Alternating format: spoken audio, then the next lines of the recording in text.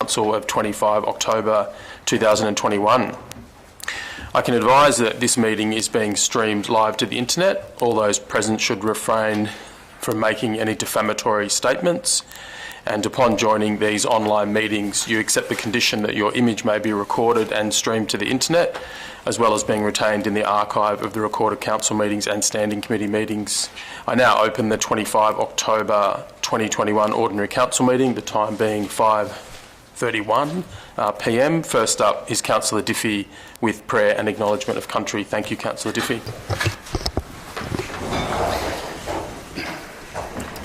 Thanks, Mr Mayor. O God, grant that by the knowledge of thy will, all we may resolve shall work together for good. We pray through Jesus Christ our Lord. Amen. Amen. I would like to acknowledge the Wiradjuri people who are the traditional custodians of the land. I would also like to pay respect to the elders, both past and present, of the Wiradjuri nation, and extend that respect to other Aboriginal peoples from other nations who are present. Thanks, Councillor Diffie. First up is leave of absence, item 231. We have an apology from Councillor Moore. Is there someone who wishes to move that Councillor Moore's leave of absence be approved? Thanks, Councillor Jones. Have we got a seconder? Thanks, Councillor Grant. Any questions or debate, councillors? All those in favour and against? I declare it carried. Next up is our new-ish standing item agenda, where we declare any conflict of interest at the beginning of the meeting. Do any councillors have any conflicts they wish to declare in relation to any of the agenda items? Thanks, Councillor Diffie. Thanks, Mr Mayor. I'd like to declare a non-pecuniary less than significant interest in item CCL 21/251 and a non-pecuniary less than significant interest in item, and sorry, I did have it before, CCL 21/254. Thanks, Councillor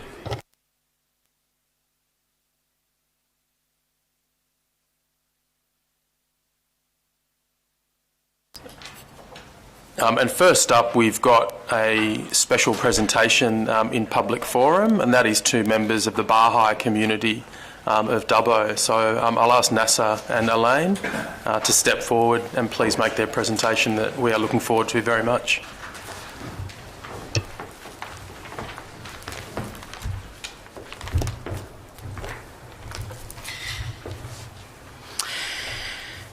Good afternoon, everyone. We would like to extend our sincere appreciation to the Council and councillors and executive members of the Council for allowing us to offer Baha'i prayers at this meeting. And we appreciate your dedication and service, and wishing you all the best for all the good work you are offering to the community. And now we have one prayer and one Baha'i writings. Elaine is going to say the prayer, and then second one is a reading from Baha'i writings, I will say.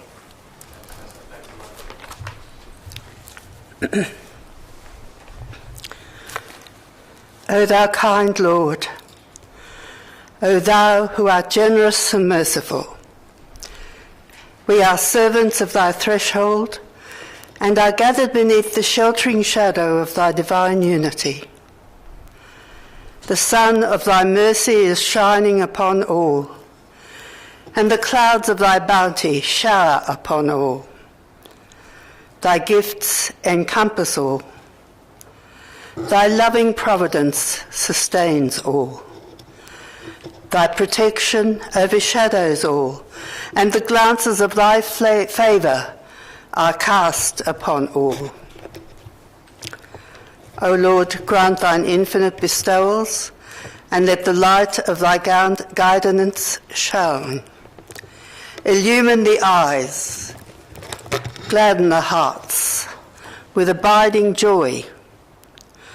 Confer a new spirit upon all people, and bestow upon them eternal life.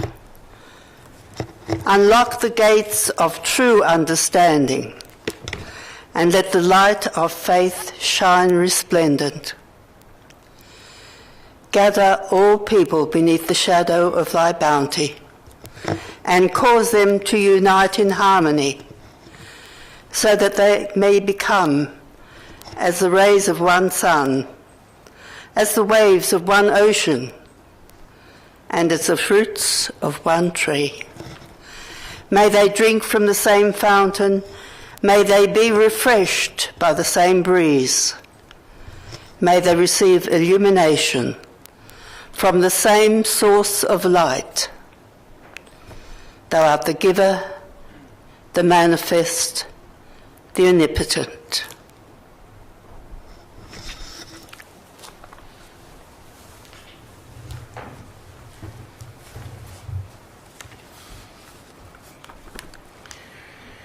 The members thereof must take counsel together in such wise that no occasion for ill feeling or discord may arise. This can be attained when every member expresseth with absolute freedom his own opinion and setteth forth his argument. Should anyone oppose, he must on no account feel hurt, for not until matters are fully discussed can the right way be revealed. The shining spark of truth cometh forth only after the clash of differing opinions. If after discussion a decision be carried unanimously, well and good. But if, the Lord forbid, differences of opinion should arise, a majority of voices must prevail.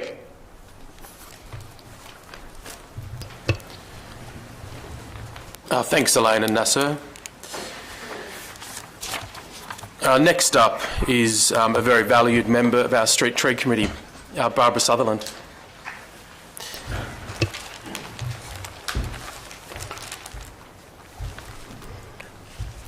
Good afternoon, Mayor, councillors, OIC, staff and the community forum, everybody watching now that we're live streaming these.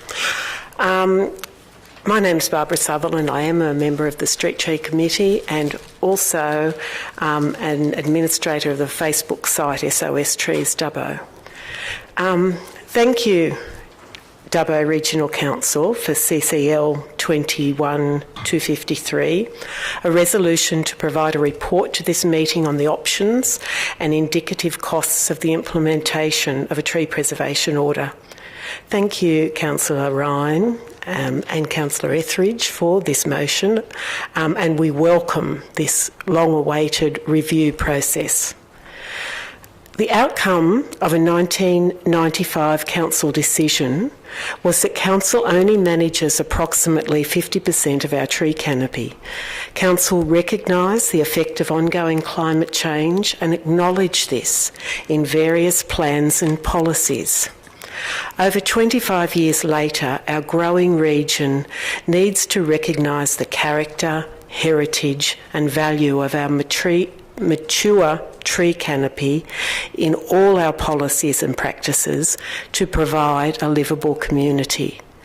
Local government areas now have or are planning urban forest strategies that acknowledge the importance of greening and cooling our cities, towns and villages. Educating our communities plays an important role. How can that 1995 policy still be defended? Dubbo Regional Council is one of New South Wales' 128 local government areas, an area of 7,534 square kilometres with a population of 53,717. It is the hottest and driest of all 128 local government areas. How can the hottest, driest council be the only large regional council to rely on a significant tree register that protects a handful of trees as its tree preservation order? Mr McAllister's report outlines a short history of how we got to this position and a number of possible options for moving forward. It is, and always was, evident there would be a significant dollar cost in administering any instrument to effectively manage our tree canopy. I suspect that's the major reason that we're where we are now. Managing the tree canopy on both public and private land is an essential service.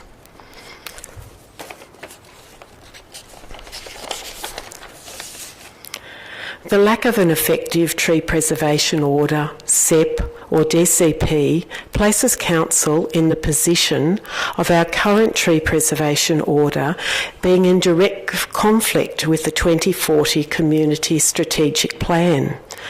Section 510, the quality of our environment and lifestyle, is enhanced by the provision of environmental education and regulation, and Section 510(1), land use management improves and sustains the built and natural environment. In relation to the former, how do Dubbo Regional Council regulations enhance our environment and lifestyle when there are no strategies to measure, protect and manage 50% of our tree canopy?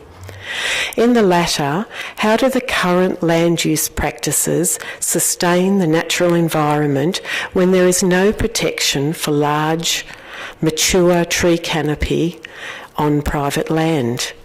The Council report for this agenda item is on page 736 of the business papers on the Council website for today's meeting for anyone who, it's very important reading, and would encourage anyone to have a look. That's a massive agenda today, but that's where it is.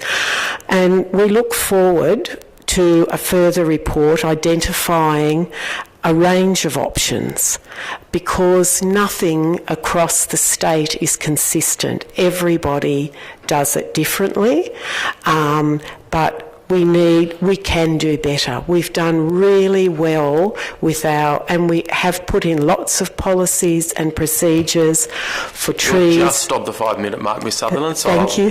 Have to ask you to wrap it up pretty quickly. Okay. But please continue. For the trees on our public property, but we do need a better tree preservation order. Thank you.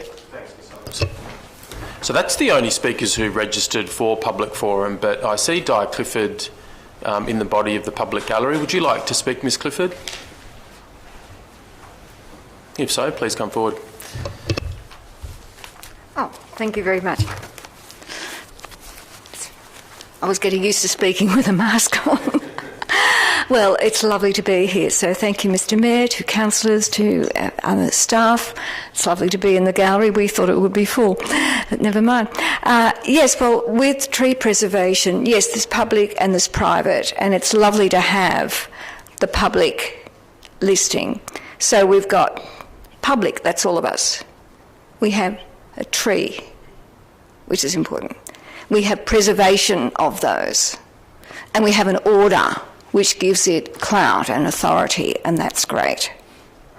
I was speaking to Mayor Steve just before the meeting, and I said, well, I have been a nature lover and bird watcher, and I have gone to places in the Pacific and in Asia and in Europe. And what is important, we're talking about value and economy and cost, but what has been quoted for some years now is that ecotourism is huge. It's one of the biggest money spinners. So if we don't have Dubbo the Dust Bowl, but we have green trees, public and private, which offer great comfort in summer when we know what Dubbo summers can be, but if we can encourage that, that is nothing but excellent. I and some others here and around about are in very many absolutely grassroots community volunteer groups. We overlap, we go to a lot of the same meetings. And if council can give authority and decision making to preserve trees, public and in private areas, and there might be some hiccups there, like wearing a mask. Let's have a tree and not cut it down. But if council can agree to move in that way and encourage and legislate and make rules that trees on private land need to be valued and protected, there are these grassroots groups around Dubbo that would work every day to help council in this regard, because a lot of it's mental. Got a tree, I will cut it down, we don't want leaves in the gutters, whatever. But there are, what I'm saying to you is there are groups who would work for council to achieve a better result with trees, with what that brings, with tourism, with a more pleasant climate, because we know it's going to be hotter and drier all the time. We do not want a Dubbo dust bowl. So what I'm saying to you is, can we please think about tree preservation for all of us? Thank you. That concludes public forum. I thank all those speakers. Next up is confirmation of minutes, item 234. That's just to confirm the minutes of the two previous council meetings. Can I please have someone move that the minutes be accepted? Thanks, Councillor Diffie. Seconded, Councillor Jones. Any questions or debate, councillors? All those in favour and against, I declare it carried. That then brings us to the first of the mayoral minutes, which is item 235, which is concerned with a thank you to the Australian Defence Force and the Western New South Wales Health CEO, Scott McLaughlin.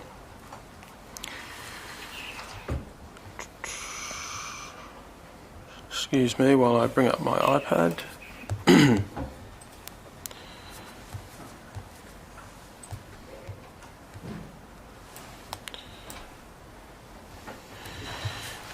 Councillors, the response to vaccination in the Dubbo Regional Council local government area has been incredible.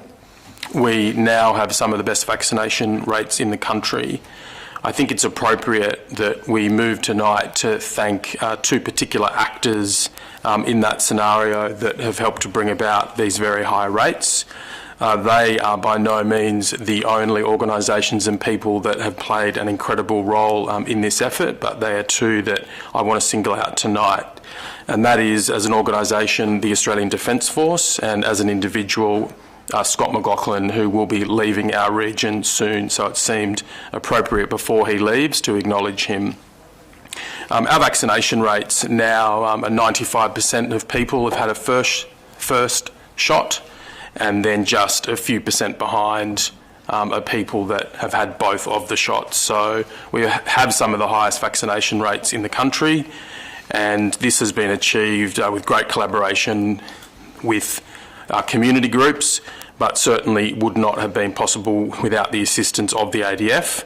They have administered so far more than 46,000 vaccinations to regional and remote communities, including, of course, in the Western New South Wales Health District since August.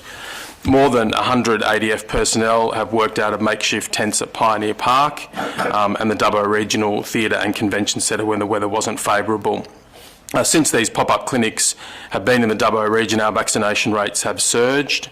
We have such a high Indigenous community, and many of these vulnerable communities had previously found it difficult to access the vaccine for various reasons. It's simply the case that without the ADF, it would have been near impossible to get our rates up to where they are now. In addition to administering vaccines, ADF personnel assisted New South Wales Police with compliance and welfare checks across the region. Troops are also mobilised to make care package deliveries to vulnerable communities in the Dubbo LGA and even further afield in places like Wilcannia and Burke. I want to thank the ADF for their work in bringing COVID-19 vaccines here and acknowledge all of their personnel that have spent time in our region delivering these life-saving jabs. In addition to the hard work of the ADF, a key leader in response to the pandemic is the Western New South Wales Local Health District CEO, Scott McLaughlin. Scott provided a calm and reassuring voice for our community throughout the pandemic. He provided updates at more than 45 daily press conferences and has offered kind and heartfelt condolences to family members who have lost someone with COVID-19. Early this month, we learned that Scott will be leaving the area in November to take up a new role as the CEO of the Central Coast Local Health District, and they are lucky indeed to be getting Scott from us. He not only has been at the forefront of the COVID-19 response, but he has also led the local health district through the redevelopment of the Dubbo Base Hospital, one of the largest hospitals, of course, in regional New South Wales. I want to wish Scott all the best in his new role and thank him for his tireless efforts in leading our community through the COVID-19 pandemic. Those are my thoughts, councillors. Have I got someone to... I'll move the mayoral minute. Have we got someone to second that minute? Thanks, Councillor Etheridge. Any other questions or debate, councillors? Thanks, Councillor Ryan. Yeah, thank you, Mr Mayor. Just as an addendum to the mayoral minute, Mr Mayor, could I just say that there was a lot of leadership shown by council staff and CEO Murray Wood, and I'd like to compare it to an area that was unfortunate to have that sort of leadership. My hometown is Shepparton, and the local paper there put messages of support for the vaccination on their front page. They had a couple of dozen people on there. Shepparton is a bit like Dubbo. It's got the largest Aboriginal community in Victoria. There wasn't a single Aboriginal face on that. I'd like to point out that Council's communications guys had, through their social media messaging and internet messaging, plenty of community leaders like Riverbank Frank and Joey Williams. There was an enormous amount of flack in Shepparton, so where everything here was positive and council staff were roundly praised for what they were doing, an area where they didn't have that leadership, it just caused community turmoil. All the newspaper had to do was put the very well-known Aboriginal comedian who came from Shep, Briggs, on the front page and get him activated in trying to help the community down there get vaccinated. So I just wanted to point out that you know, sometimes it's not what you've got, it's when you can see what other areas don't have that provides the great contrast. So I'd just like to add that all the staff here should be congratulated. Thank you. Thanks, Councillor Ryan. Any other questions or debate, councillors? No, I'll put that then. All those in favour and against? I declare it carried. That brings us to the next of the mayoral minutes, item 236 on mayoral appointments. I'll move that. Have we got a seconder for that? Thanks, Councillor Etheridge. Any questions or debate, councillors? I'll put that then. All those in favour and against? I declare it carried. That brings us to a late mayoral minute, which is item 236A, independent investigation findings. I'll move that mayoral minute. Have I got a seconder for that? Thanks, Councillor Ryan. I'll just speak to that firstly, councillors. I'm proposing tonight that we release the independent investigation report. That report is of great interest in the community, and a lot of people are keen to see it. All councillors, of course, have seen it. Unfortunately, for reasons that I'll explain in a moment, it's going to be released in an amended or redacted form, and all of the redactions, all of the amendments are on legal advice, and they are to ensure that we comply with state law, because state law tells us that we can't release or talk about the details of code of conduct complaints. And this report is about the handling of code of conduct complaints.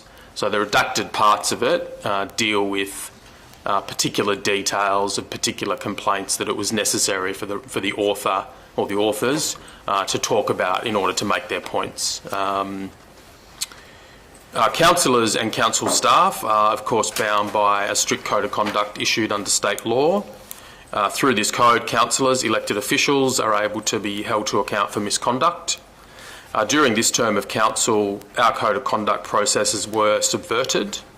Serious allegations of breaches of the code were not treated as such, and complaints were improperly dismissed.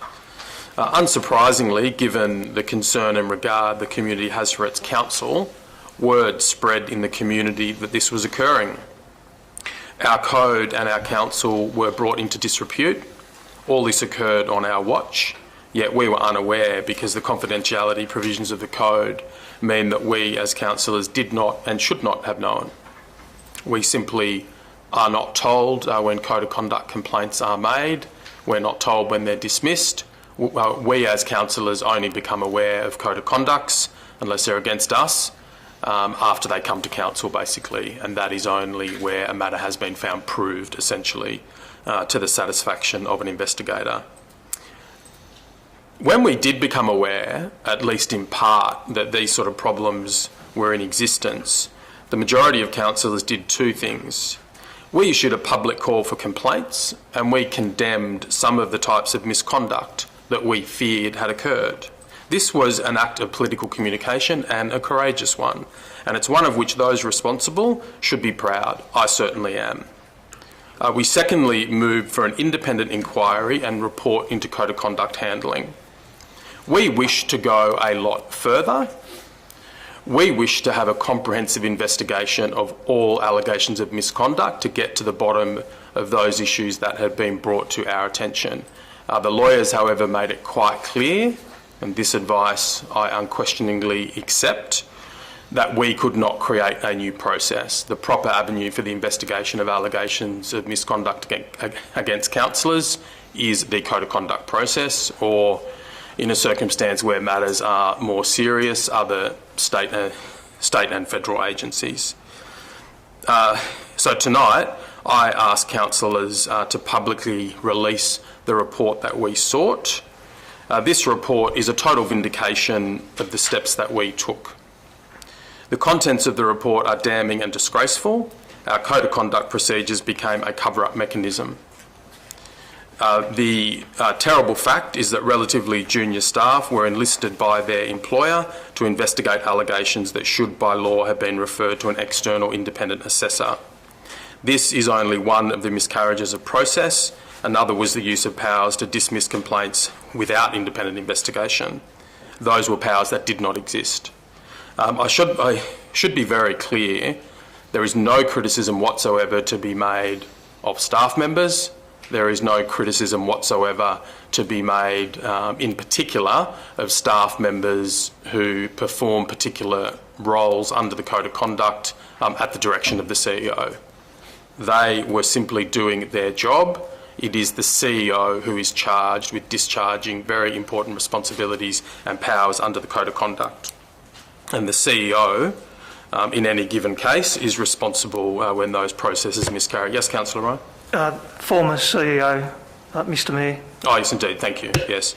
All my references to CEO were talking about the position, not any particular person who might be occupying it now, for example. And I think it's quite clearly understood that these matters are historical in their nature, certainly have occurred in the term of council, but are historical. The community will, of course, want to know what sort of allegations were mishandled and why. Bluntly, they will want to know who got the benefit of mishandling and cover-up.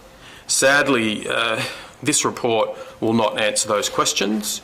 It will only provide further detail on exactly how the mishandling and cover-up was perpetrated.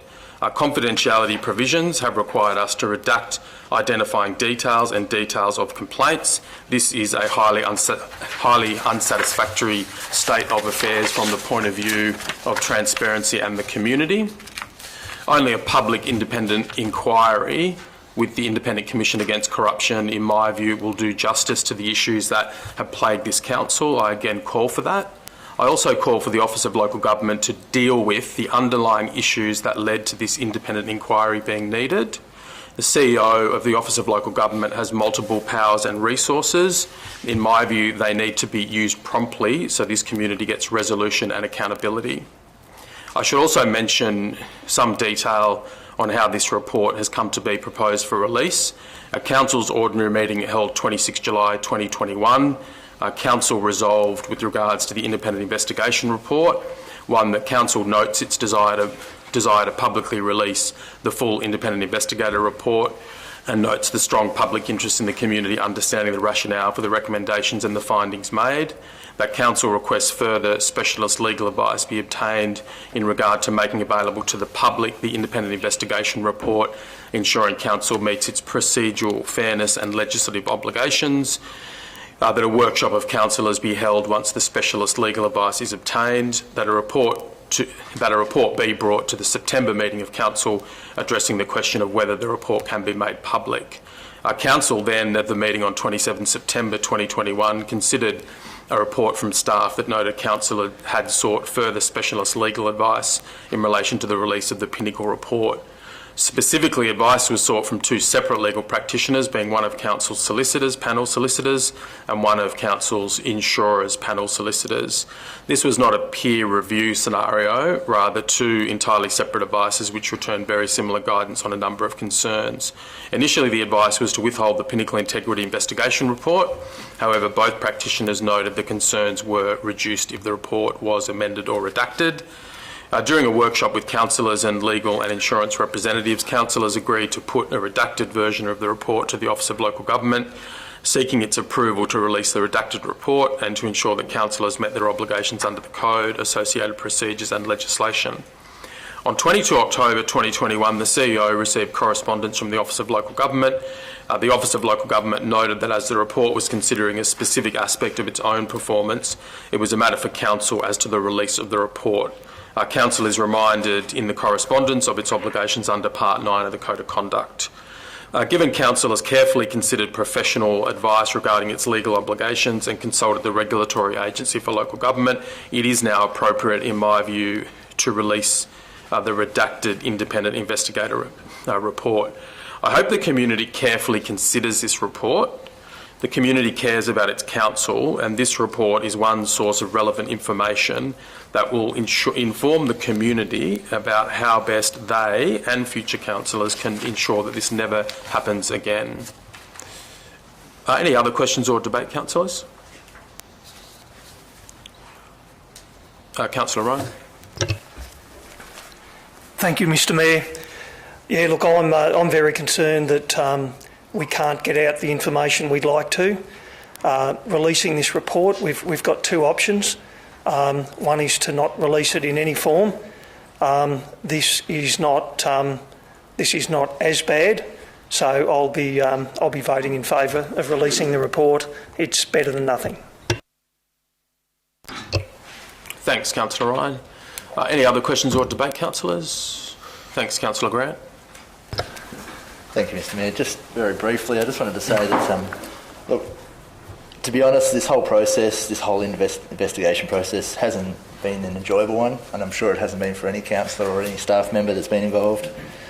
And obviously releasing this report, it's not going to appease everyone in the community who are wanting more answers. But at least out of this, the investigators have identified that there's been a breakdown in process, there's been a breakdown in systems, and, we can fix that now. We can go forward and we can get a better process. So with that, the community can now be confident that Council has a complaints handling process that will stand up and, give confidence back into the community, back into the obviously the new council or whoever the council will be going forward. Thank you, Mr Mayor. Thanks, Councillor Grant. Any other questions or debate? Thanks, Councillor Diffie. Thanks, Mr Mayor. Just, I guess, following on from what Councillor Grant and Councillor Ryan have said, this report was ultimately about the process, and it has highlighted that there was an issue with that process, and the positive to come from that is that there is now a more robust process in place to ensure that that sort of thing can't happen again. So I will be supporting the release of the report. Thanks, Councillor Diffie. Any other questions or debate, councillors? Yeah, look, just briefly, in response to what's been said, yeah, look, I certainly agree that it's not going to satisfy the community, and, that really is down to what the purpose of the report was. There's been a lot of disinformation and misleading statements that have been put out publicly. The former mayor chose to make some comments on social media about this report. He said that he'd had the pleasure of reading it, which raised a few eyebrows, I suspect, given the confidentiality of the report. He also said that, and this obviously is linked to this assertion, that it was pleasurable to read it, that it had made no findings against him. I would urge anybody who read those claims or has heard them talked about, who believed them, to please read the report. The report, I think, during the course of this meeting is going to go live on the council website. And I would urge anyone who reads that report, who's interested in these issues and might have taken those comments seriously, to, as they have a look through it, ask themselves, could anyone feel any pleasure upon reading the report? And could anyone claim any vindication from the report? It is crystal clear from the report, absolutely crystal clear, that it was not the purpose of the report to clear or inculpate anyone. The report does not go through any process of assessing allegations of wrongdoing. So nobody, no matter who they are, is able to claim that some decision has been made by an independent investigator not to make findings against them. That was not the purpose of the report. And it's really important, in my view, for the community to fully understand that in light of all the controversial and upsetting things that have occurred this year, because people can be very easily misled if they're not sort of closely on top of issues, they're not reading the details of the reports, they're just responding to political commentary, and that then affects decisions that get made. And so I just wanted to put those things on the record, because this question of community understanding of this report is a really important one, and when those sort of statements are made, they need to be, I think, countered and responded to in an appropriate way in a forum like this. Any other questions or debate, councillors? I'll put that then. All those in favour of releasing the report and against? I declare it carried. That brings us to matters considered by committees. First up is the report of the Development and Environment Committee meeting of 11 October 2021. Can I please have someone move that the minutes be noted? Thanks, Councillor Parker. We've got a seconder.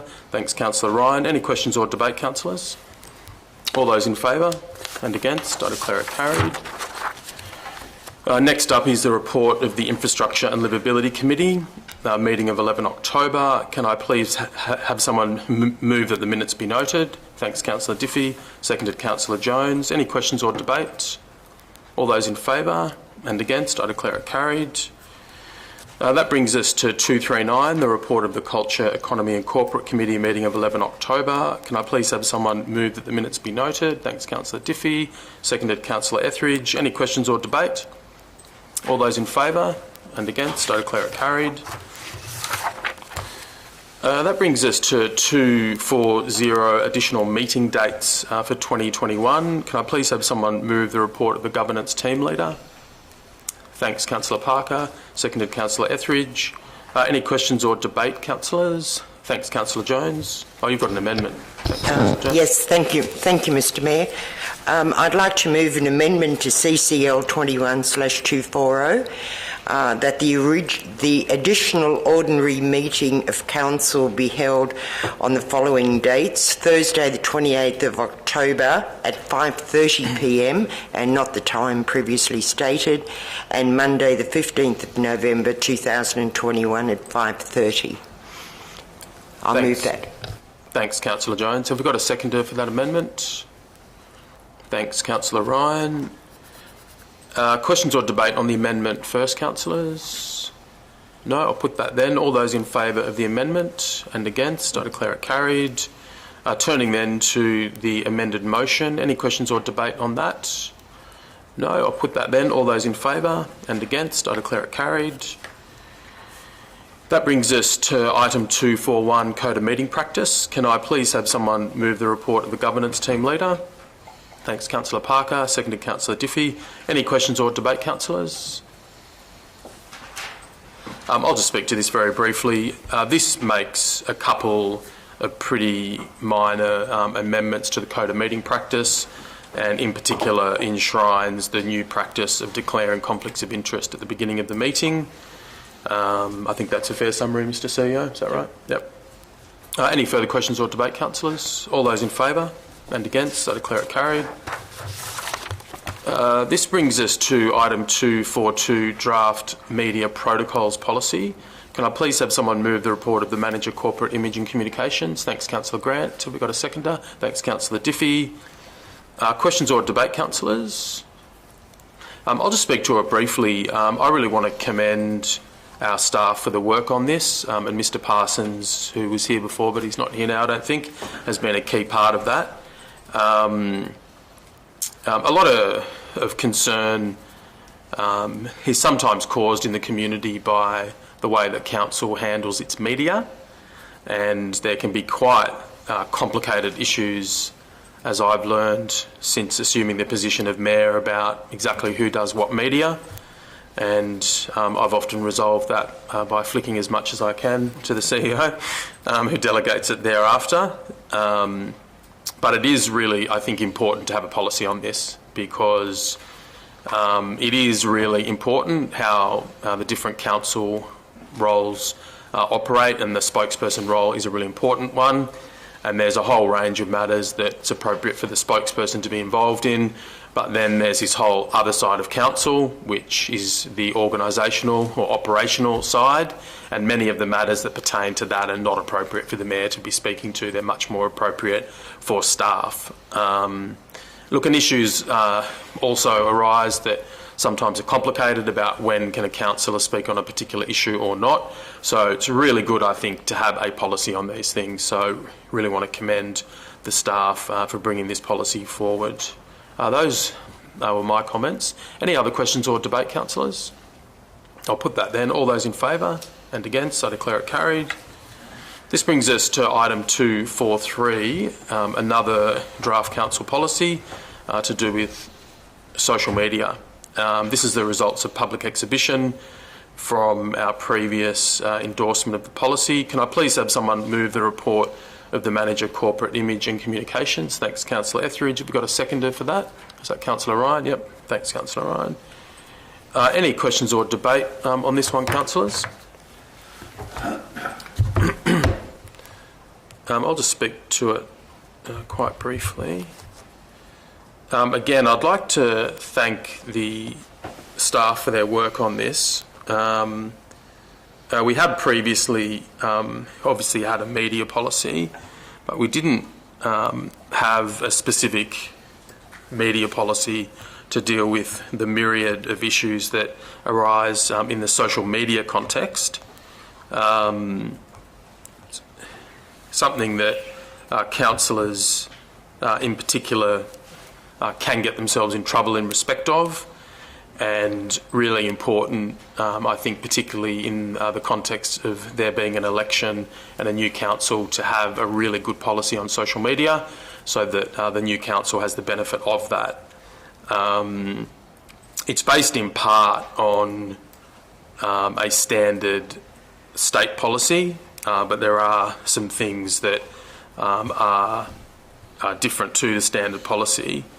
And there was one thing in particular that that I thought was important, and I was very happy to see it included in it. And I just might read from page 6 of the policy, which is on page 111 of the business paper.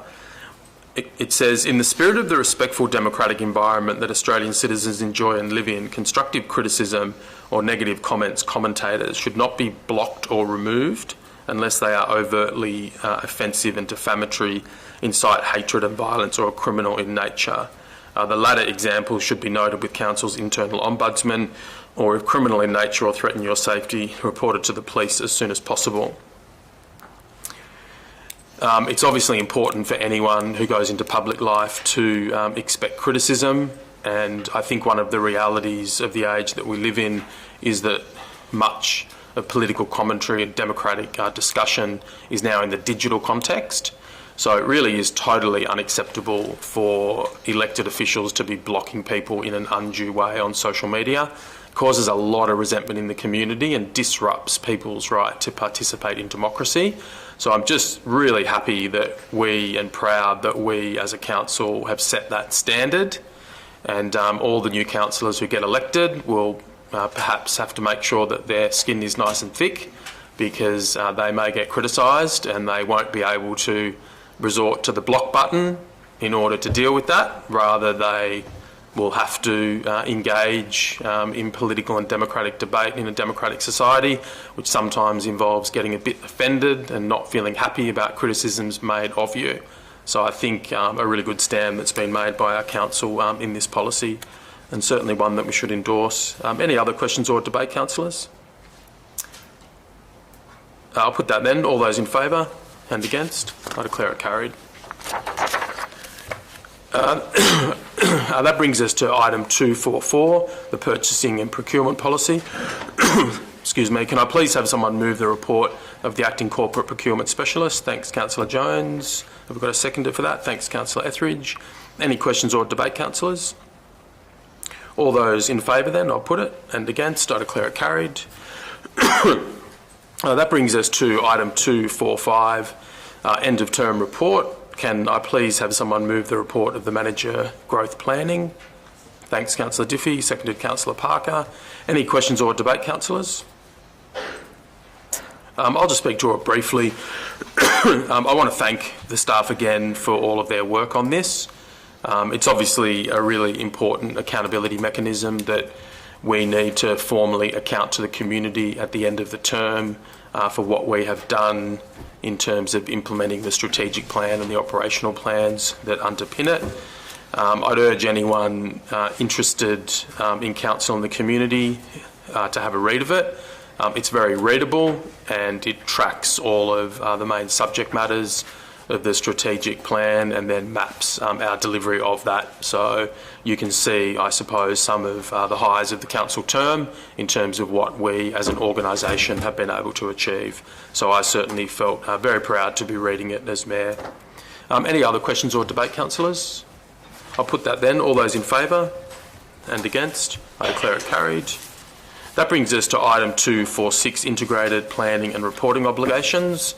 Can I please have someone move the report of the manager growth planning? Thanks, Councillor Jones. Have we got a seconder for that? Thanks, Councillor Etheridge. Any questions or debate, councillors? I'll just speak to that really briefly. So basically, the staff are asking us to defer or to further endorse the strategic plan for a period of 12 months. There would normally have been a consultation process that would already have started leading into the election, but for pretty obvious reasons, the consultation processes have not been able to occur, and that's, of course, in the context of the pandemic and the different sorts of consultation that would normally have occurred not being possible or not desirable. So there just basically hasn't been the time and the opportunity to do it, so seems entirely appropriate to me. Any other questions or debate, councillors? No? All those in favour and against? I declare it carried.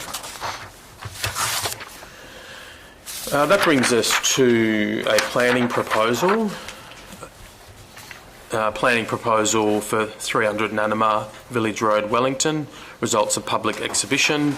Can I please have someone move the report of the manager growth planning? Thanks, Councillor Jones. Got a seconder, Councillor Etheridge. Any questions or debate, councillors? I'll put that then. All those in favour and against? I declare it carried. That brings us to item 248, planning proposal for Elizabeth Park. This is in relation to the Wiradjuri Tourism Centre that is proposed up there. Can I please have someone move the report of the Senior Growth Planner? Thanks, Councillor Parker. Seconded, Councillor Ryan. Any questions or debate, councillors? Councillor Parker. Look, thank you, Mr. Mayor. Look, just a very short one. I certainly had a look through that one there. I'm really looking forward to it in terms of it looks great on all the photos and what have you. The proposal of the tourist centre, it will share obviously the land with the Botanical Gardens, the kids' adventure playground, and complement the recently opened Wiradjuri Gardens. I think it's something that Dubbo has long needed, and it certainly will enhance the tourism and also local visitation from our local residents, of course, education-wise, and all the other items that probably will go into the centre. And so, as I said earlier, look forward to it being completed. Thanks, Councillor Parker. Any other questions or debate, councillors? I'll put that then. All those in favour and against, I declare it carried. That brings us to the Destination Events Fund 2021-2022, item 249. Can I please have someone move the report of the Manager Regional Events? Thanks, Councillor Ryan. Seconded, Councillor Etheridge. Any questions or debate, councillors? No, I'll put that then. All those in favour and against, I declare it carried. That brings us to item 250, Destination Dubbo International Ready, Old Dubbo Jail Heritage Plaza Design. Can I please have someone move the report of the Tourism Product Development Manager? Thanks, Councillor Grant. Seconded, Councillor Ryan. Any questions or debate, councillors? No, I'll put that then. All those in favour and against, I declare it carried. Okay, this brings us to a bit of a big ticket item for tonight, I think. Item 251, Dubbo Transportation Strategy 2020. I think Councillor Diffie might have a conflict to again declare. We're going to do it both at the beginning and at the agenda item. Thanks, Councillor Diffie. Thanks, Mr Mayor. I'd like to declare a non-pecuniary, less than significant interest in the matter, as I'm employed by New South Wales Parliament as a senior electorate officer for the state member. Given that there are projects within the report that may require state government funding at some point, I'm declaring the non-pecuniary, less than significant interest. This will in no way influence my decision, and I intend to continue to participate in the matter. Thanks, Councillor Diffie. And Councillor Grant? Yes, I just had our Ever Alert staff remind me that I haven't got a mover or seconder. So Councillor Grant is moving it. Councillor Ryan is the seconder. Thank you. So before we move to questions and debate, we're going to do something that we don't normally do, which is we're going to ask a staff member, the relevant staff member, which is the Manager of Infrastructure Strategy and Design, to provide a presentation on exactly what all of this is about. It's quite complex and involves a whole range of ongoing and future infrastructure projects, and councillors are definitely of the view the community should understand these matters as much as possible. That can only occur if the relevant information is out there. So we're going to have a presentation which will obviously be for the people in the room, but will also be broadcast on the web stream. I'll hand over to the Manager, Infrastructure, Strategy and Design. Thank you, Mr Mayor. The Dubbo Transportation Strategy 2020. Now, the name itself, 2020, we're in 2021, but the base cases for projects presented within the transport strategy do start in 2020, and hence the date. The intention of the strategy is to replace Council's existing adopted transportation strategy, which was adopted in 2012, and it's known as the Dubbo Transportation Strategy to 2045. The proposed transport strategy is in response to Transport for New South Wales' proposal to build another high-level bridge crossing on the Newell Highway, and the strategy recognises this within the report. In the past, there have been many previous strategies adopted by Council, various transport strategies, and they are listed here in the presentation. The 2056 strategy, which was developed in 2016, was in an initial response to Transport for New South Wales' proposal of a high-level bridge, which at the time they hadn't decided on the actual alignment where that was to go. So the strategy, that particular strategy actually looked at the duplication of the LH Ford Bridge. Previous strategies include the Dubbo City Planning and Transportation Strategy to 2036, developed in 2009. This document actually filters into the currently adopted 2012 strategy. There have been other strategies in the past millennium. The 1998 PPK Dubbo Expanded Urban Transport Management Strategy, which is quite extensive, the Dubbo Urban Area Traffic Management and Road Contribution Study from 1993, and as of note, this was the first strategy that actually identified the need for a south bridge, as it were. So that strategy has been around for nearly 30 years now. And then before that, there was another strategy in 1991. The strategy intends to respond to the state investment of the River Street Bridge, and it does recognise it within the strategy. It's known as the North Bridge within the report, but it is the River Street Bridge that it's referring to. The strategy aims to optimise public and private investment and develop ultimately a new Section 711 contribution scheme. Now, I must point out that the report has costs associated with all the projects in it. These costs are very much high level. They are more based on unit rates than on detailed design. And there's much more scrutiny needs to be put into those individual projects in order to determine the final prices for them. And when that is done, that will then filter into a new Section 711 contribution scheme. The goals of the strategy are to maintain the quality of life for 20,000 new residents, and it proposes to do this by reducing intrusive traffic, and that's by spreading it via alternative routes, provide routing options, and to reduce travel time and maintain Dubbo's 10-minute city status. It also intends to maintain Dubbo as a competitive community. And I must point out too that the strategy only considers urban traffic within the Dubbo area. It doesn't consider highway traffic. It doesn't consider bypasses.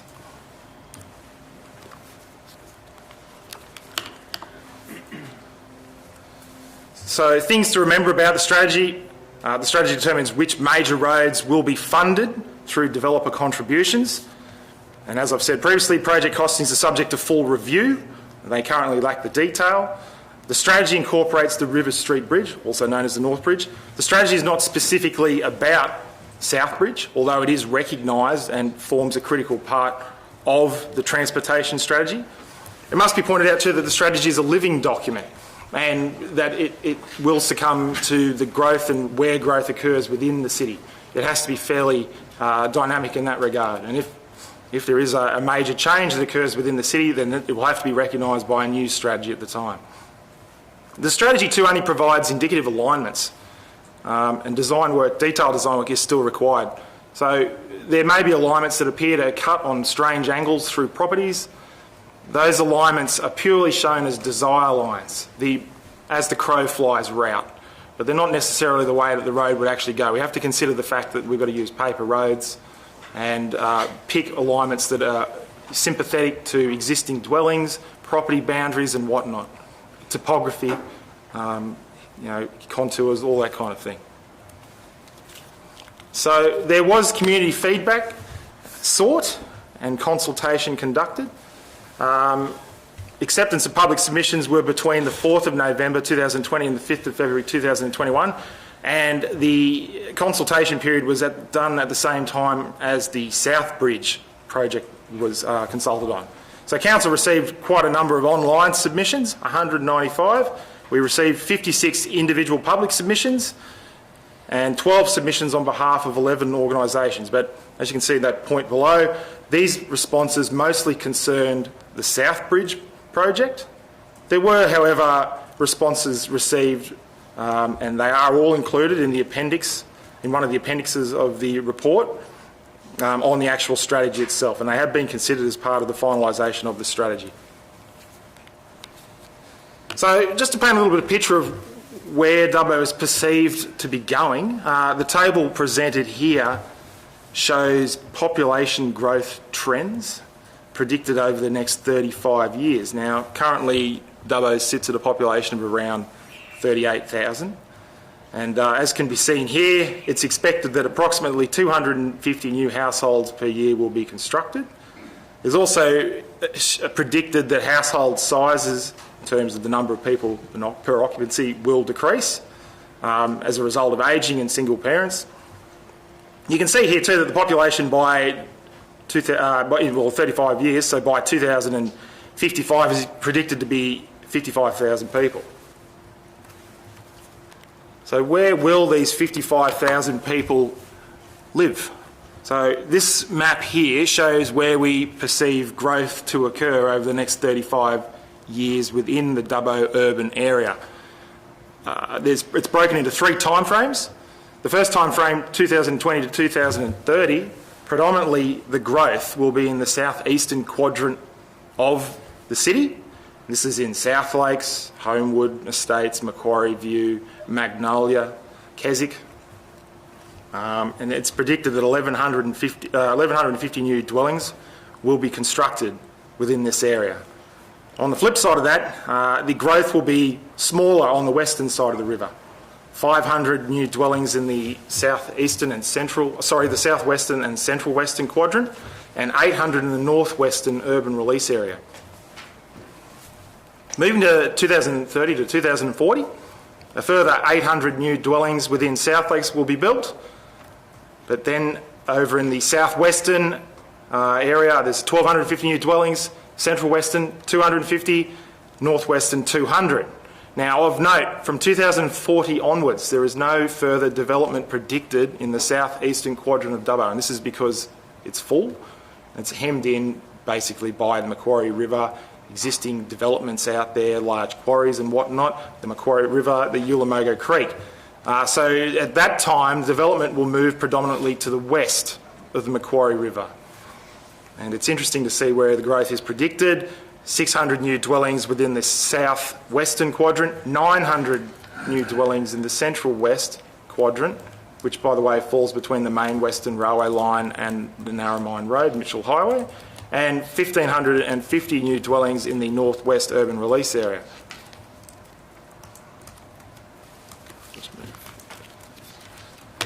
This image is further to the previous discussion point.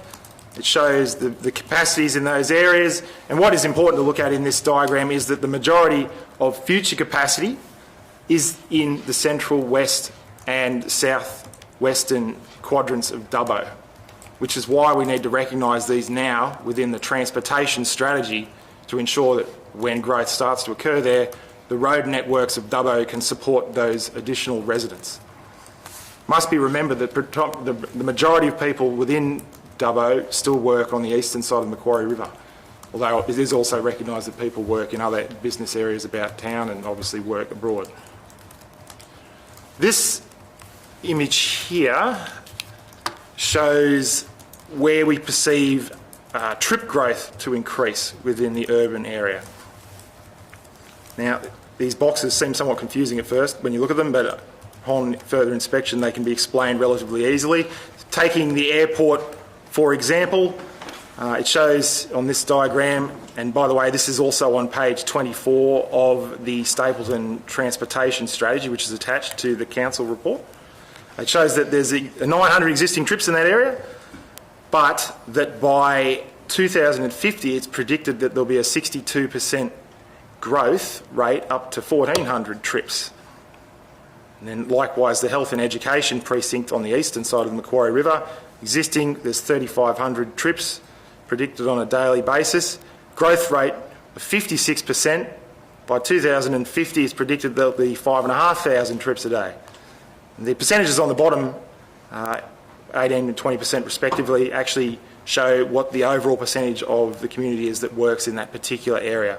So, of note is the CBD area of Dubbo, which has an existing number of 4,400 trips per day, accounting for roughly 22% of the traffic movement as a result of employment.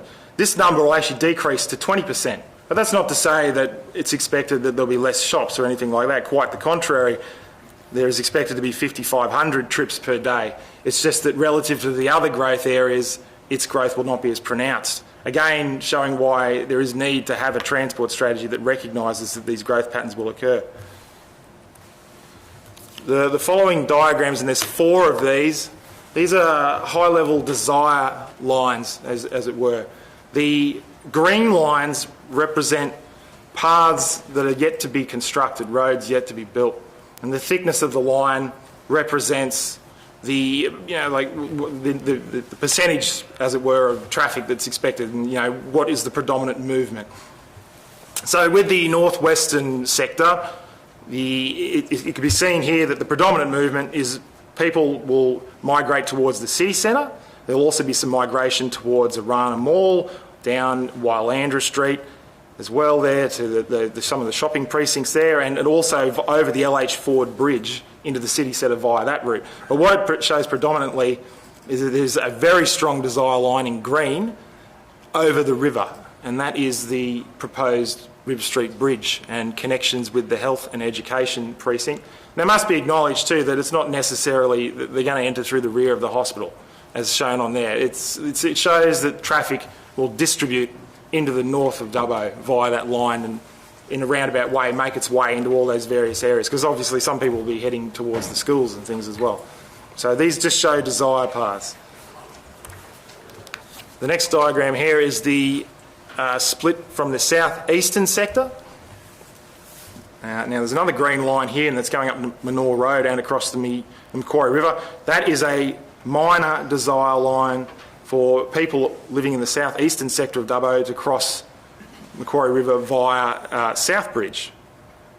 So it shows that the south-east sector, there is not enormous benefit to be had by them as a result of that bridge, which is proposed within the strategy. There is some benefit, as they can access the mall on the western side of the river and some of the schools over there. But predominantly the desire lines for the people living in the south-east are to the CBD via Cobra Street and Wheelers Lane, a very strong desire line up Hennessy Drive and Macquarie Street into the CBD via either Bligh Street or Quarry Street.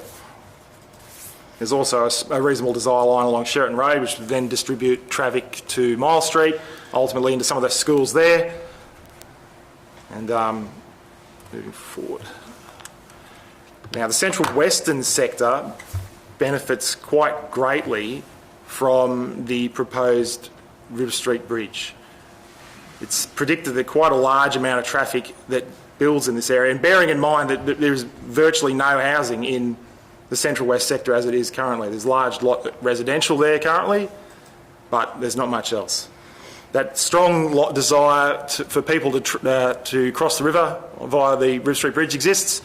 The other interesting green line there is the one that goes directly south out of the central west sector. Now that is actually a proposed overpass over the main Western Railway line in West Dubbo, which is yet to be built, but that actually connects people to Manor Road and allows them to distribute onto Manor Road and then via the South Bridge as well. So potentially people in the central western sector are perceived to need that route to be able to travel to St John's, Christian schools and Arana Mall, places like that. Even the CBD potentially, although it's not considered to be a main desire route, it's expected that a lot of people would use the LH Ford Bridge. Now, the southwestern sector is expected to benefit the most from a proposed South Bridge, as shown here, as well as the proposed River Street Bridge. It's expected there's a strong desire for people living in this area to cross South Bridge and then get onto the Macquarie Street or Bligh Street routes in order to get into the CBD. There's also a strong desire line over the main Western Railway line onto River Street and then over the River Street Bridge into the Health and Education Precinct as well as North Dubbo. So it's the southwestern sector that will benefit most from both the proposed bridges. The following table here shows indicative traffic volumes, and these are trips. So if you drive from shops to home, that's a trip. It shows the indicative number of trips expected by major pieces of infrastructure on a daily basis.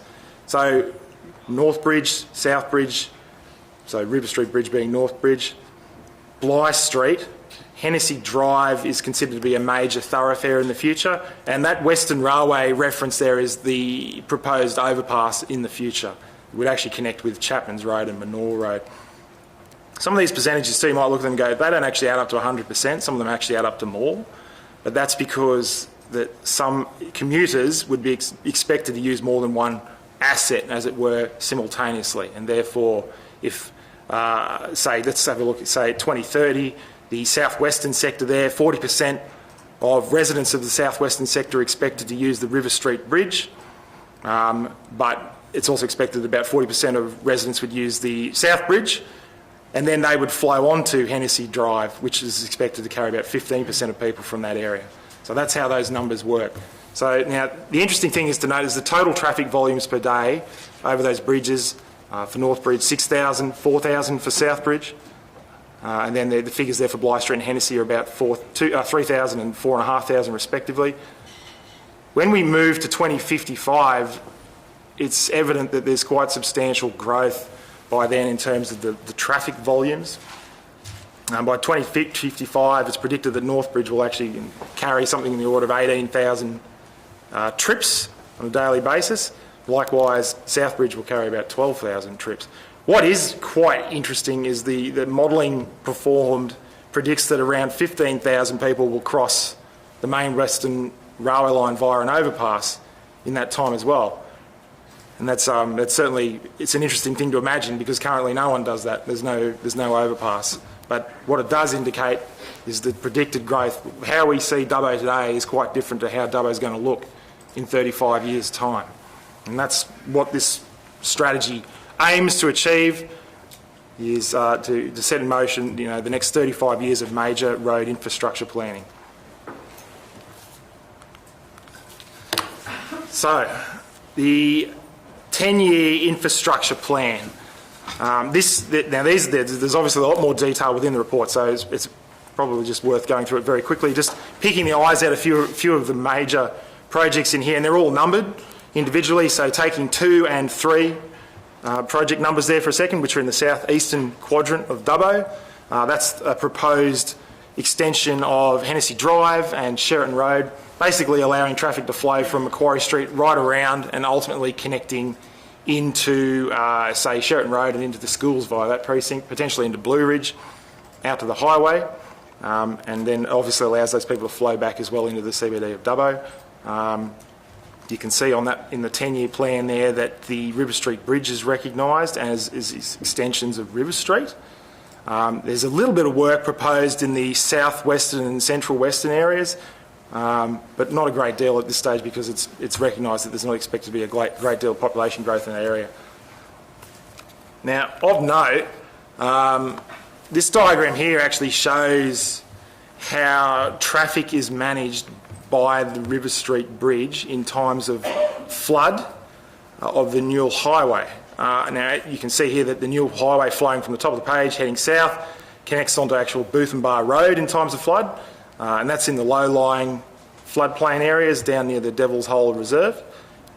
So in times of flood, the traffic diverts onto Yarrandale Road, and then it is proposed with an extension of River Street out to Yarrandale Road that they'll then be able to flow onto that, and then potentially over the River Street Bridge, and then out via Wylandra Street and Thompson Street, because it's also recognised that the intersection of Thompson and the River Street Bridge will actually flood. So there is a proposed bypass there by a Transport for New South Wales to allow traffic to reroute so that they can still continue to use that route. So what it does show here is the importance of River Street and the ultimate linkage that it will provide between the health and education precinct and also the airport from a local perspective, but also the relevance that it has to the Newell Highway as well.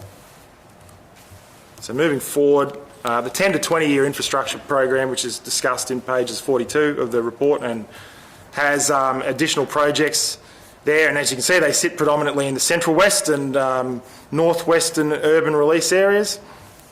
There's a few major ones there, including extensions of Chapman's Road, extensions to River Street again, and then roads that start to filter out into the central west between the railway line, the main Western Railway line, and the Mitchell Highway.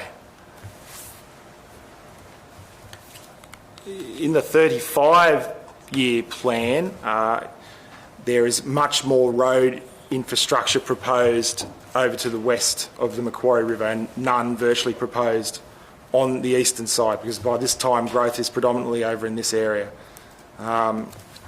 Again, it shows that there's further growth in the northwestern urban release area and that there's further connectivity provided between the central western urban release areas and the northwestern urban release area and the southwestern urban release area. Showing the importance of getting these projects built so that those people can connect and then travel back into the CBD, as well as the health and education precincts, but also the schools over in the south of Dubbo. and other business enterprising areas as well. Now, the last slide that I've got in the presentation here, further on, this is indicative long-term projects. Now, it's worth pointing out too that it's we're up sort of, it's somewhat subjective. Obviously, it depends on the growth of the town and how the subdivision in this area is ultimately planned and the layout as to how the actual road network in there looks. I mean, there's a million different ways the land can be divvied up and developed, but there's an indicative road layout provided there. Some projects of note on there are projects numbered 42 and 41, and I think there's 49 in there as well. Now, these roads are possible bypass alignments, as it were, for the Newell Highway around the top northwestern sector of Dubbo, and then sort of around, ultimately heading down, say, via Chapman's Road that way. These need to be continually assessed. The idea, this is a local transportation strategy. It doesn't particularly consider the broader spectrum of highway traffic, so it mainly looks at how urban roads can be set up such that they benefit the local community the most. Now, these corridors could potentially be used for a bypass moving forward into the future, but the strategy as it is currently does not see any great... they're not financially viable, as it were, is what's reported in the strategy at this stage. And as River Street Bridge is progressing, it's recognised that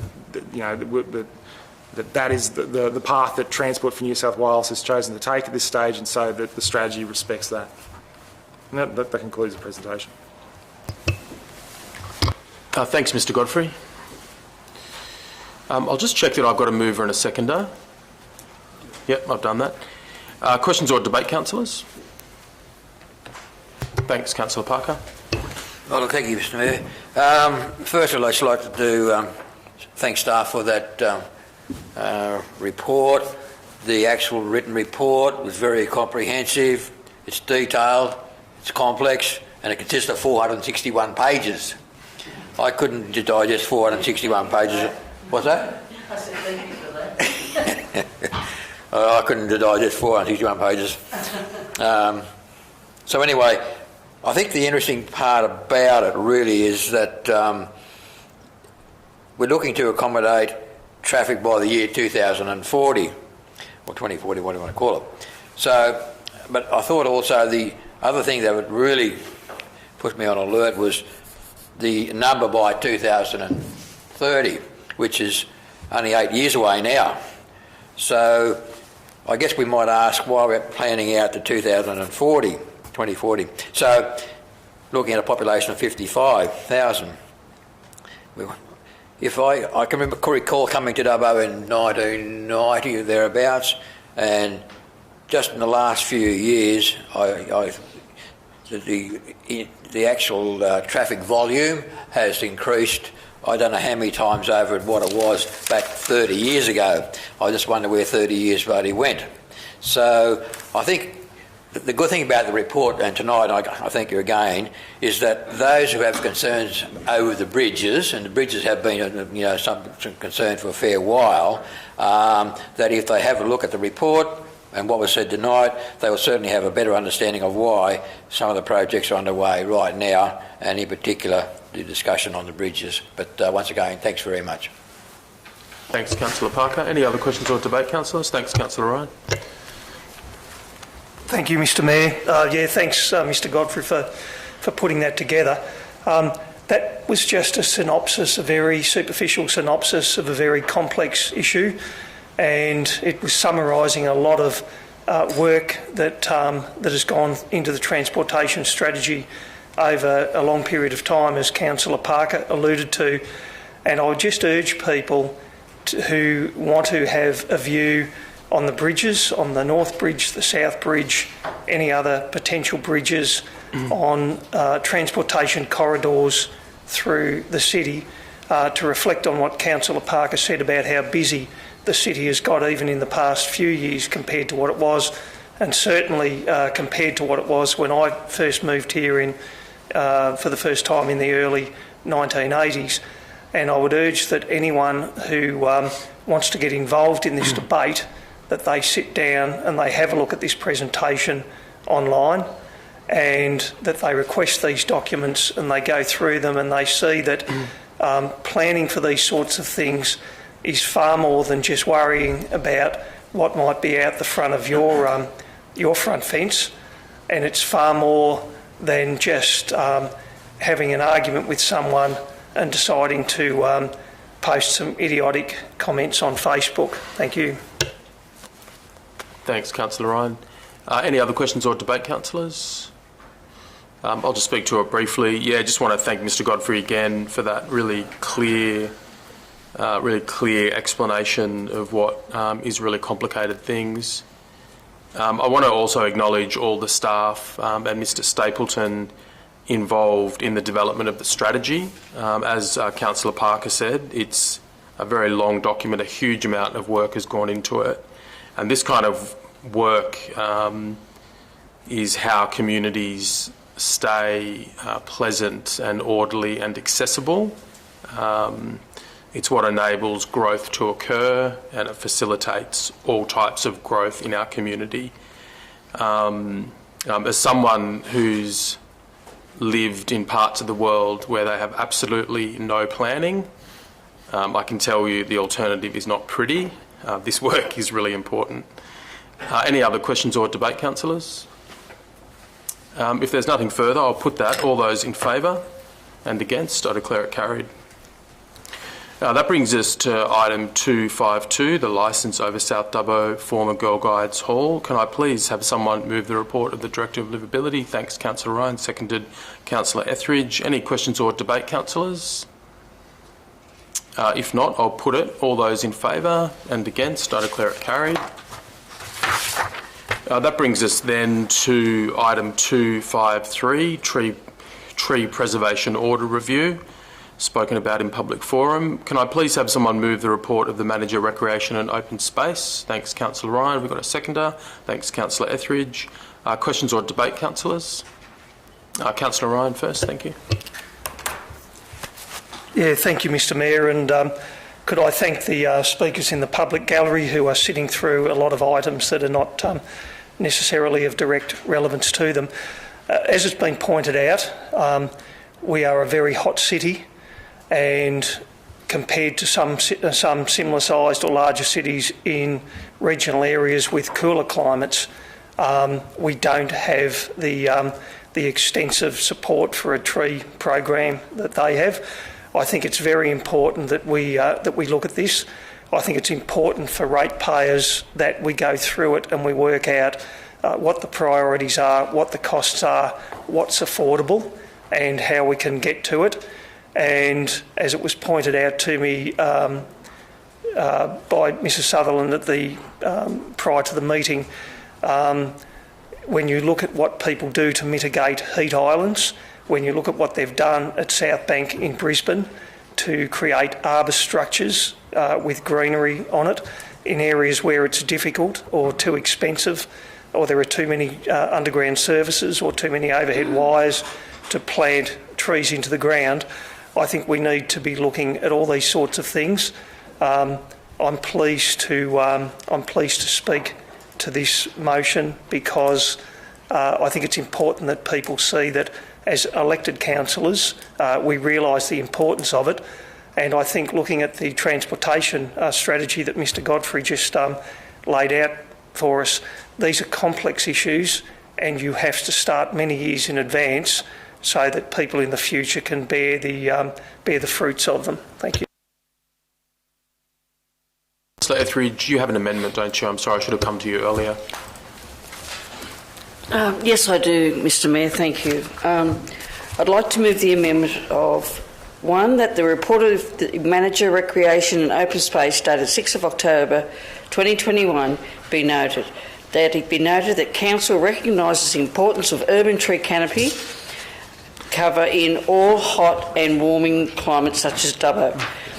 That future investigations in regards to the level of resourcing and associated costs in developing, implementing the state environmental planning policy, vegetation, be carried out to enable consideration in the 2022-2023 operational plan and budget. Thanks, Councillor Etheridge. Have we got a seconder for that amendment? Thanks, Councillor Diffie. Further questions or debate on the amendment, which will become the motion in effect? No.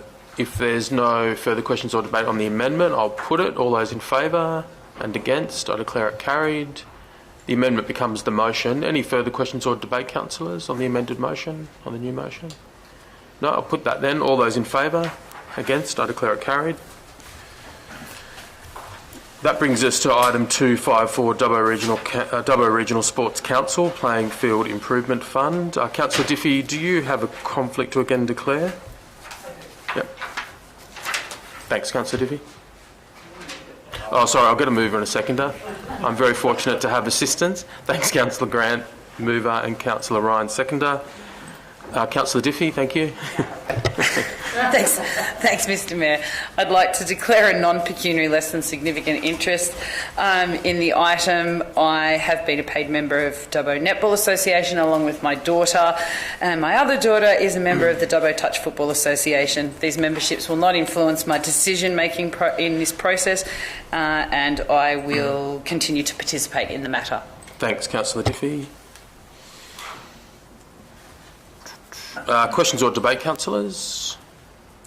No. In that case, I'll put it. All those in favour and against, I declare it carried. That brings us to a question on notice. Item 255, question on notice from Councillor John Ryan.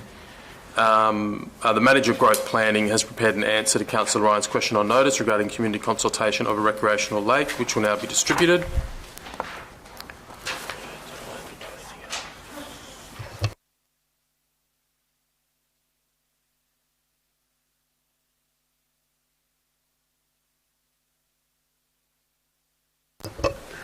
And just for the audience, the answer to that question, which, as I've said, concerns the recreational lake, will be put up as part of the council business papers.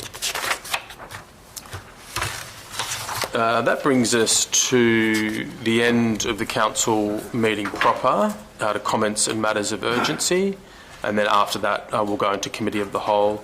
So I might start on my left this week. Councillor Grant, would you like to speak? No, thank you. And Councillor Ryan.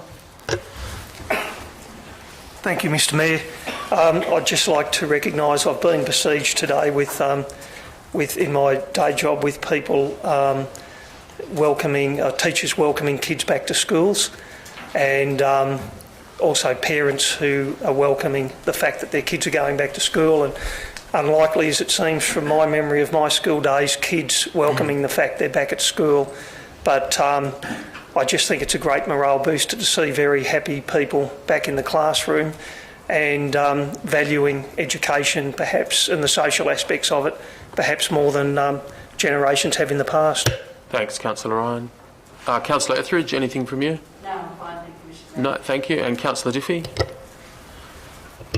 Thanks, Mr. Mayor. I'd just like to take the opportunity to congratulate 3 Dubbo businesses who were winners in the Western New South Wales Business Chamber Awards last week. So congratulations to Ben Fernie Flour Mills, who took out the 2021 Business of the Year, and to Excellence in Micro Business 123 Ticks, and probably a little bit biased, but the Outstanding Community Organisation was Arana Early Childhood Intervention. So congratulations. Thanks, Councillor Diffie. You're entitled to be biased on that one. Councillor Parker? Yeah, look, thank you, Mr. Mayor. Look, it's been a long time coming, but the intersection of, Neil Highway and Victoria Street over there, whatever, or probably 99% complete, and it's really a great difference to be able to drive down there, hot mix, really, really good. And I had some doubts about it initially when the project was put up, and I think Councillor Ryan did the same thing as well, but sometimes he doesn't always agree with me. So, anyway, congratulations, and I thank all those involved in terms of putting it all together. Probably our local member had a lot to do with it, create a bit of controversy, but anyway, that's what it's all about. But, yeah, well done, and I'm sure everyone will appreciate the ease of the traffic flow from here on in. And there's nothing from me, so I'll then ask, have I got someone to move us into Committee of the Whole to deal with 3 confidential items? Thanks, Councillor Jones. Seconded, Councillor Grant.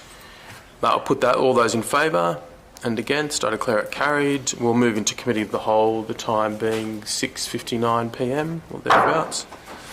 As we're moving into Confidential Committee of the Whole, and I advise that the web streaming will stop for these matters, we will reopen the meeting once the items have been resolved and read out the resolutions for the purpose of the minutes. Please stop the web streaming. Item CW 21/22, proposed acquisition of land for future road infrastructure. 1, that Council accept the amendment to the design of the proposed road as outlined in this report and note the change in alignment from the previous resolution of Council dated 27 November 2017. 2, that Council commence the process of acquiring the land in accordance with the specifications outlined in the report. 3, that Council authorise the Chief Executive Officer to A, negotiate any compensation payable and the form of compensation payment as a result of any land acquisition in line with the requirements of the Land Acquisition Just Terms Compensation Act 1991. B, register an acquisition plan with the New South Wales Land Registry Service outlining the proposed acquisition areas required. And C, sign any documentation relating to the content of this report by power of attorney. Item CW 21/23, Creo Cafe future operations. 1, that a public tender procurement process be undertaken to select a suitable external contractor to undertake a licence for the operation of the cafe at the Western Plains Cultural Centre in November 2021. 2, that if the public tender process is unable to secure a suitable licensee, the operations of Creo Cafe as an internal service delivery of council be maintained for a further 12-month trial period to determine the long-term future management of the cafe at the Western Plains Cultural Centre from February 2022 to February 2023. 3, that if internal service delivery is undertaken, a further report be presented to Council in October 2022 detailing the review and further recommendations on the future operations of the cafe at the Western Plains Cultural Centre. Item CW 21/24, Dubbo City Regional Airport Fly Pelican, Dubbo and Ballina Byron route passenger fee waiver. 1, that the report of the manager Dubbo City Regional Airport dated 11 October 2021 be noted. 2, that Council endorse the proposed 100% passenger fee waiver for Fly Pelican for the Dubbo Ballina service for an initial period of 3 months commencing 1 November 2021 and concluding 31 January 2022. 3, that if Fly Pelican continues to meet criteria of the Route Viability Assistance Program, that is 100% waiver, continue for a further 3 months commencing 1 February 2022 and concluding 30 April 2022. 4, that the waiver for Fly Pelican be provided on the basis that the airline does not receive any other government assistance for this route. 5, that the specific passenger data contained within this report remain confidential to Council. Thanks, Ms Roust. Can I have someone please move that report? Thanks, Councillor Jones. Seconded, Councillor Etheridge. Any questions or debate? I'll put it then. All those in favour and against, I declare the motion carried. There's no further items for consideration of the ordinary council meeting, and I declare the meeting closed, the time being 7:12 p.m. Web streaming has now been completed, and I thank everyone for their